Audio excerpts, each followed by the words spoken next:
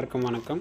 இப்போ இன்றைக்கி பார்க்க போகிறது குரூப் 4 2025 தமிழில் மரபு தமிழ் அதில் திணை மரபு இப்போ பார்க்க போகிறோம். அதில் உயர்திணை அக்ரிணை இது 2 இருக்குது. இப்போ பார்த்திங்கன்னா குரூப் 4 2025 பாடத்திட்டம் அலகு 3ல் மரபு தமிழில் திணை மரபு பார்க்க போகிறோம். திணை மரபுங்கிறது 2 வகைப்படும். உயர்திணை அக்ரிணை. உயர்திணைங்கிறது ஆண்பால், பெண்பால், பலர்பால், அப்புறம் மனிதர்கள், அதாவது பொதுவாக மனிதர்களை குறிக்கிறது உயர்திணை.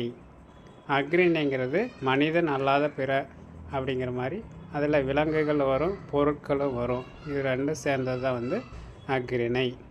இப்போ உங்களுக்கு ஒரு எக்ஸாம்பிளோட எடுத்துக்காட்டோட பார்க்குறோம். இதில் அம்மா வந்தது.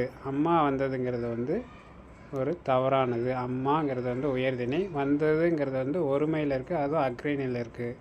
அம்மா வந்தாள் அப்படிங்கிறதா சரி. அடுத்தது மயில் ஆடினாள். மயில்ங்கிறது ஒரு விலங்கு. அது ஆடியது அப்படின்னு ஒன்று.